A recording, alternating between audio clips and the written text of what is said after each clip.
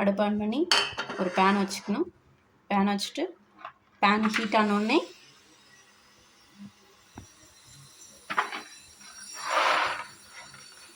Peanut roast பண்ணிக்கணும்.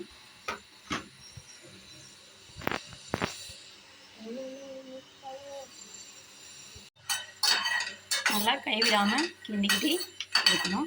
இப்படி ஒரு 10 மினிட்ஸ் கிண்டிகிட்டே இருக்கணும். சிம்லேயே வச்சு லோ ஃப்ளேம்லேயே வச்சு கிண்டிகிட்டே இருக்கணும். எல்லா பக்கமும் நல்லா ரோஸ்ட் ஆகணும். அதனால் சிம்லேயே வச்சு ரோஸ்ட் பண்ணணும்.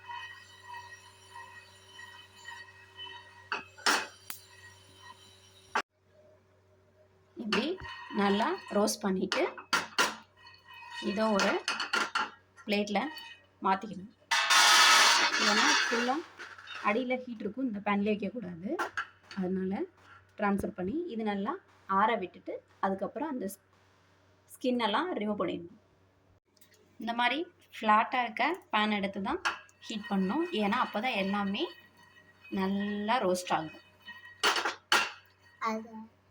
இந்த மாதிரி ஸ்கின்னெல்லாம் ரிமூவ் பண்ணிவிட்டு அடுத்தது ஒரு சின்ன மிக்ஸி ஜாரில் ஃபஸ்ட்டு போட்டு நல்லா கிரைண்ட் பண்ணிடணும். நல்லா பவுடராக கிரைண்ட் பண்ணிடணும்.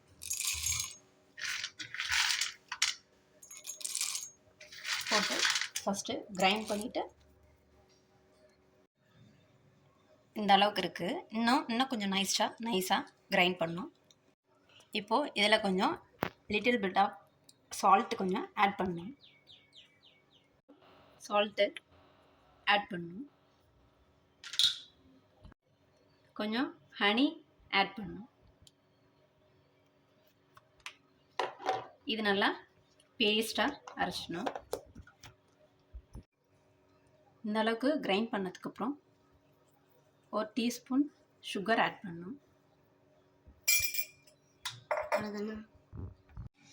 இன்னும் நல்லா இதிலேருந்து ஆயில் வந்து ரிலீஸ் ஆகணும்.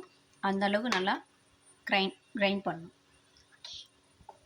இந்த கன்சிஸ்டன்சி வந்ததுக்கப்புறம் ஸ்டாப் பண்ணிடணும். இது வந்து ஆற விட்டு ஒரு பாக்ஸில் ஸ்டோர் பண்ணி 10 days வந்து நீங்கள் இதை வெளியில் வச்சுக்கலாம். இதுதான் peanut butter is very ready. It's very easy. Try பண்ணிவிட்டு எப்படி இருக்குன்னு சொல்லுங்கள். தேங்க்யூ ஃபார் வாட்சிங் மை வீடியோ.